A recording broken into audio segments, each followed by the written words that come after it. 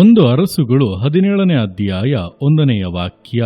ಗಿಲ್ಯಾದಿನ ಪ್ರವಾಸಿಗಳಲ್ಲಿ ತಿಷ್ಬೀಯನಾದ ಎಲಿಯ ಎಂಬವನು ಆಹಾಬನಿಗೆ, ನಾನು ಸನ್ನಿಧಿ ಸೇವೆ ಮಾಡುತ್ತಿರುವ ಇಸ್ರಾಯೇಲ್ ದೇವರಾದ ಯೆಹೋವನಾಣೆ, ನಾನು ಸೂಚಿಸಿದ ಹೊರತು ಇಂದಿನಿಂದ ಕೆಲವು ವರ್ಷಗಳವರೆಗೂ ಮಳೆಯಾಗಲಿ ಮಂಜಾಗಲಿ ಬೀಳುವುದಿಲ್ಲ ಅಂದನು.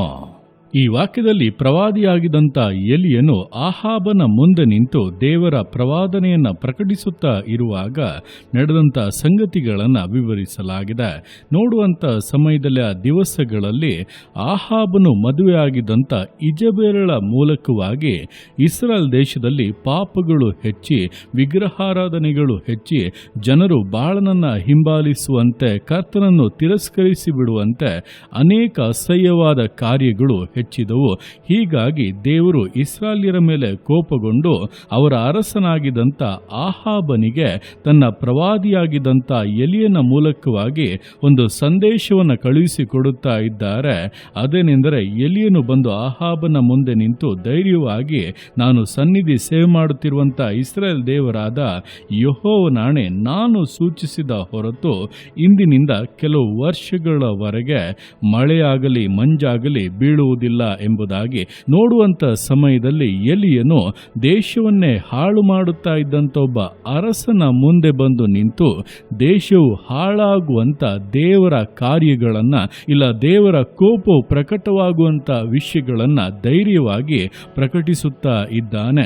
ಈ ರೀತಿಯ ಒಂದು ಧೈರ್ಯ ಅವನಿಗೆ ಬರುವುದಕ್ಕೆ ಮುಖ್ಯವಾದ ಕಾರಣವೇ ಅವನೇ ಹೇಳುವಂತೆ ಅವನು ದೇವರ ಸನ್ನಿಧಿ ಸೇವೆ ಮಾಡುವವನು, ಅಂದ್ರೆ ದೇವರ ಮುಂದೆ ನಿಲ್ಲುವವನು, ಆತನ ಸ್ವರವನ್ನು ಕೇಳುವವನು. ಅದರಲ್ಲಿ ಅವನಿಗಿದ್ದಂಥ ದೃಢತೆಯು ಅವನು ಯಾರ ಮುಂದೆ ಬೇಕಾದರೂ ನಿಲ್ಲುವುದಕ್ಕೂ, ದೇವರ ವಾಕ್ಯವನ್ನು ಹಾಗೆ ಪ್ರಕಟಿಸುವುದಕ್ಕೂ ಸ್ಥಿರತೆಯನ್ನು, ಅವನು ವೈರಾಗ್ಯವನ್ನು ಅವನಲ್ಲಿ ಉಂಟು ಮಾಡಿತು.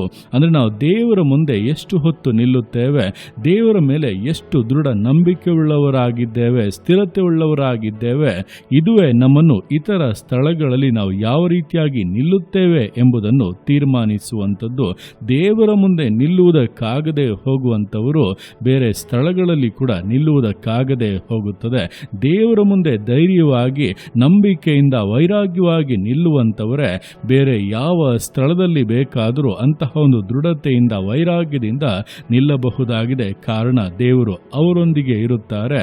ಅಂಥವರು ಮಾಡುವಂಥ ಕಾರ್ಯಗಳನ್ನು ದೇವರು ಸಫಲಪಡಿಸುತ್ತಾರೆ. ವಿರೋಧವಾಗಿರುವಂಥ ಕಾರ್ಯಗಳನ್ನು ಅನುಕೂಲವಾಗಿ ಬದಲಾಯಿಸುತ್ತಾರೆ. ಶತ್ರುಗಳ ನಾಶ ಮಾಡಿ ಜಯದಲ್ಲಿ ಮುನ್ನಡೆಸುತ್ತಾರೆ. ಆದ್ದರಿಂದ ಈ ದಿವಸಗಳಲ್ಲಿ ನೀವು ಭಯಪಡುವಂಥ ಪರಿಸ್ಥಿತಿಗಳಲ್ಲಿರುವುದಾದರೆ, ಮನುಷ್ಯರ ಕುರಿತಂಥ ಭಯ, ಅಧಿಕಾರಿಗಳ ಕುರಿತಂಥ ಭಯ, ಕೆಲವೊಂದು ಉರುಳುಗಳಲ್ಲಿ ಸಿಕ್ಕಿಕೊಂಡಿದ್ದೇನೆ, ಇದರಿಂದ ಹೊರಬರುವುದು ಹೇಗೆ, ಮನುಷ್ಯರಿಂದ ಬಿಡಿಸಿಕೊಳ್ಳುವುದು ಹೇಗೆ ಎಂಬುದಾಗಿ ನೀವು ಯೋಚಿಸುತ್ತಾ ಇರುವುದಾದರೆ, ಕರ್ತನ ಮುಂದೆ ನಿಲ್ಲಿರಿ, ಆತನು ಹೇಳುವುದನ್ನು ಕೇಳಿರಿ, ಧೈರ್ಯವಾಗಿ ಆತನಿಗೋಸ್ಕರ ಕಾರ್ಯಗಳನ್ನು ಮಾಡುವುದಕ್ಕೆ, ವಿಧೇಯತೆಯಿಂದ ನಡೆಯುವುದಕ್ಕೆ ನಿಮ್ಮನ್ನು ಒಪ್ಪಿಸಿ ಕೊಡಿ. ನಿಶ್ಚಯವಾಗಿ ನಿಮ್ಮ ಭಯಗಳು ನೀಗಿ ಕರ್ತನು ಕೊಡುವಂಥ ಧೈರ್ಯದ ಆತ್ಮನು, ಬಲದ ಆತ್ಮನು ನಿಮ್ಮಲ್ಲಿ ಕಾರ್ಯ ಮಾಡಿ ವಿಶೇಷವಾದ ಜಯದಲ್ಲಿ ಮುನ್ನಡೆಸುವಂಥದ್ದನ್ನು ಕಾಣುತ್ತೀರಾ. ಆ ರೀತಿಯಾಗಿ ನಾವು ದೇವರ ಮುಂದೆ ನಿಲ್ಲುವಾಗಲೇ ಮಿಕ್ಕ ಸ್ಥಳಗಳಲ್ಲಿ ಕೂಡ ಧೈರ್ಯವಾಗಿ ನಿಲ್ಲುವುದಕ್ಕೆ ಸಾಧ್ಯ ಎಂಬುದನ್ನು ಅರಿತು ದೇವರ ಮುಂದೆ ನಿಂತು ಪ್ರಾರ್ಥಿಸಿ ಆತನೊಟ್ಟಿಗಿರುವಂಥ ಅನ್ಯೋನ್ಯವಾದ ಸಂಬಂಧದಲ್ಲಿ ದೃಢತೆಯಿಂದ, ವಿಧೇಯತೆಯಿಂದ ವಿಶ್ವಾಸ ಜೀವಿತಗಳನ್ನು ಮುನ್ನಡೆಸೋಣ. ದೇವರ ಕರಗಳಲ್ಲಿ ಸಮರ್ಪಿಸಿ ಪ್ರಾರ್ಥಿಸೋಣ. ಯೇಸುವೆ, ಸ್ತೋತ್ರ ರಾಜ, ಕೊಟ್ಟಂಥ ದಿವಸಕ್ಕೋಸ್ಕರ ಸ್ತೋತ್ರ ಕರ್ತನೆ. ಈ ದಿವಸ ನಿನ್ನ ಕರಗಳಲ್ಲಿ ಸಮರ್ಪಿಸ್ತಾನೆ. ಪ್ರತಿಯೊಂದು ಜೀವಿತಗಳನ್ನು ನೀನು ಆಳ್ವಿಕೆ ಮಾಡು, ಬಲಪಡಿಸು ಕರ್ತನೆ. ಹೌದಪ್ಪ, ದಿವಸಗಳಲ್ಲಿ ಇಸ್ರಾಯೇಲ್ ದೇಶವನ್ನೇ ಹಾಳು ಮಾಡುತ್ತಾ ಇದ್ದಂಥ ಆಹಾಬ ಅರಸನ ಮುಂದೆ ನಿನ್ನ ಪ್ರವಾದಿಯಾಗಿದ್ದಂಥ ಎಲಿಯನೊಬ್ಬ ಧೈರ್ಯವಾಗಿ ನಿಂತು ಪ್ರವಾದನೆಗಳನ್ನು ಪ್ರಕಟಿಸಿದ ರೀತಿಯಲ್ಲಿ ದಿವಸಗಳಲ್ಲಿ ನಾವು ಕೂಡ ಕರ್ತನೆ ನಿನಗೋಸ್ಕರಪ್ಪ ನೀನು ಹೇಳುವಂಥ ಸ್ಥಳಗಳಲ್ಲಿ ನಿಲ್ಲಬೇಕು, ಧೈರ್ಯವಾಗಿ ಕಾರ್ಯಗಳನ್ನು ಮಾಡಬೇಕು, ನಂಬಿಕೆಯನ್ನು ಪ್ರಕಟಿಸಬೇಕು.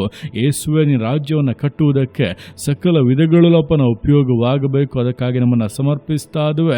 ಈ ದಿವಸಗಳಲ್ಲಿ ಕರ್ತನೆ, ನಿನ್ನ ಮಕ್ಕಳು ಯಾವ್ಯಾವ ವಿಷಯದ ನಿಮಿತ್ತವಾಗಿ ಭಯಪಡುತ್ತಾ ಇದ್ದಾರೋ, ಯಾವುದನ್ನು ನೋಡಿ ಅಳುಕುತ್ತಾ ಇದ್ದಾರೋ, ಹಿಂಜಾರುತ್ತಾ ಇದ್ದಾರೋ, ಅದರಲ್ಲೆಲ್ಲಪ್ಪ ನಿನ್ನ ಬಿಡುಗಡೆಯನ್ನು ಉಂಟು ಮಾಡಬೇಕೆಂದು ಪ್ರಾರ್ಥಿಸ್ತಾ ಇದ್ದೇನೆ. ನಿನ್ನ ಮುಂದೆ ನಿಂತಪ್ಪ, ನಿನ್ನಿಂದ ಒಂದು ಅಭಿಷೇಕವನ್ನು, ಬಲವನ್ನು, ಸ್ಪಷ್ಟವಾದ ಆಲೋಚನೆಯನ್ನು, ಧೈರ್ಯವನ್ನು ಹೊಂದಿಕೊಂಡು ಜಯದಲ್ಲಿ ಜೀವಿತವನ್ನು ನಡೆಸೋಕ್ಕೆ ಸಹಾಯ ಮಾಡು. ಎಲ್ಲ ಭಯಗಳು ನೀಗಲಿ, ಎಲ್ಲ ಸ್ಥಳಗಳಲ್ಲಿ ಕೂಡ ಅಪ್ಪ ನಿನ್ನ ಮಕ್ಕಳು ಧೈರ್ಯದಿಂದ ಕರ್ತನೆ ಜಯಶಾಲಿಗಳಾಗಿ ಜೀವಿಸುವಂತೆ ನೀನು ಸಹಾಯ ಮಾಡು. ನಿನ್ನ ಜೊತೆಗಿದ್ದು ಮಾನಿಸು. ನಿನ್ನ ಅರ್ಥಿಗೆ ಮಾಡುವಂಥ ನಿನ್ನ ಪ್ರೀತಿಗೋಸ್ಕರ ಕೃಪೆಗೋಸ್ಕರ ಅಪ್ಪ ನಿಮಗೆ ಸ್ತೋತ್ರಗಳು. ಪ್ರತಿಯೊಂದು ಜೀವಿತಗಳನ್ನು ಅಪ್ಪ ನಿಮ್ಮ ಕರಗಳಲ್ಲಿ ಸಮರ್ಪಿಸ್ತಾ ಅದನ್ನು ಆಶೀರ್ವದಿಸು, ಮಾನಿಸು, ಘನಪಡಿಸು. ಎಲ್ಲ ನಿಮ್ಮ ಕರಗಳಲ್ಲಿ ಸಮರ್ಪಿಸಿ ಎಲ್ಲ ಸ್ತುತಿಯನ್ನು ಮಾನವನೊಬ್ಬನಿಗೆ ಸಲ್ಲಿಸಿ ಯೇಸುವಿನ ನಾಮದಲ್ಲಿ ಬೇಡುತ್ತೆ ನಮ್ಮ ತಂದೆಯೇ. ಆಮೇನ್, ಆಮೇನ್.